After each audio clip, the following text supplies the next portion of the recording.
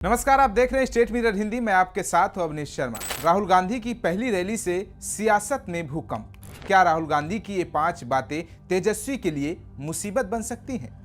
बिहार की चुनावी जमीन पर राहुल गांधी ने पहली ही रैली में आग लगा दी, लेकिन सवाल यह है कि क्या ये आग विरोधियों को जलाएगी या महागठबंधन को ही राख कर देगी? मोदी, अडानी, अंबानी, संविधान और वोट चोरी राहुल गांधी के निशाने पर सब थे, मगर क्या इन निशानों की गोलियां तेजस्वी यादव की राह में कांटे बन जाएंगी?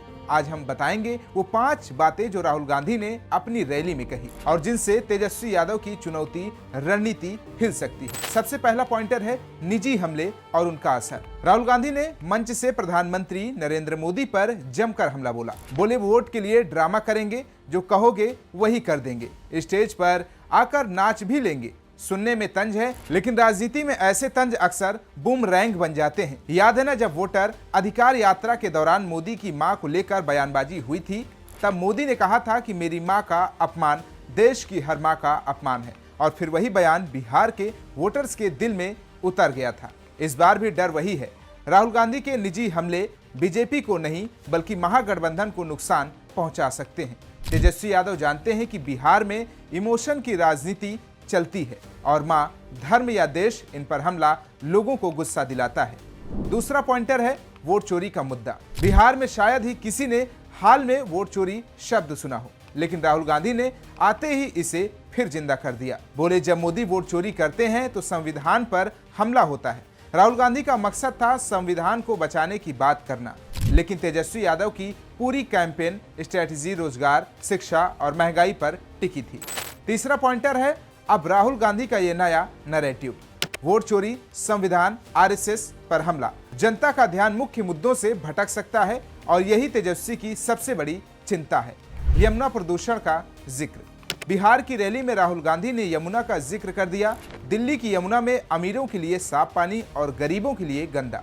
सवाल यह है कि बिहार के मतदाता के लिए यमुना का क्या मतलब? बिहार में गंगा है, सोन है, पर दिल्ली की यमुना। राहुल गांधी का मकसद तो था मोदी पर हमला करना, लेकिन ऐसा लग रहा था कि जैसे वो बिहार की नहीं दिल्ली की रैली में बोल रहे हों। तेजस्वी यादव की टीम को अब 2 मोर्चों पर लड़ना पड़ेगा, एक अपने मुद्दों को बचाना और दूसरा राहुल गांधी के ऑफ ट्रैक बयानों का डैमेज कंट्रोल करना।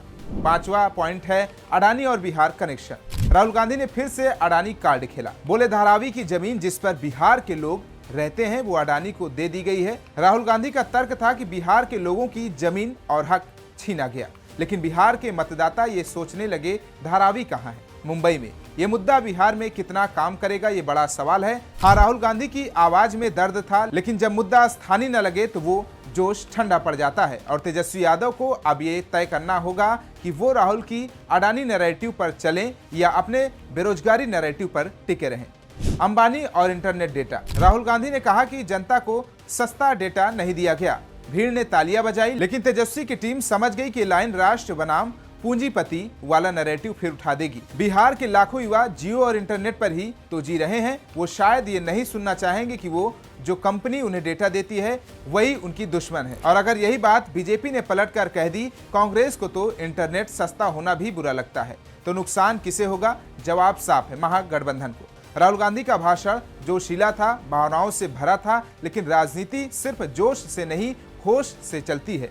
बिहार के मैदान में तेजस्वी यादव का मिशन साफ है, स्थानीय मुद्दे, युवाओं को रोजगार और नीतीश मोदी की नीतियों पर हमला। लेकिन राहुल गांधी की हर लाइन, हर हमला उस नैरेटिव को कहीं न कहीं डगमगा रहा है। राहुल गांधी का मकसद बीजेपी को घेरना है, लेकिन अगर तेवर ऐसे रहे तो फायदा बीजेपी को ही हो सकता है।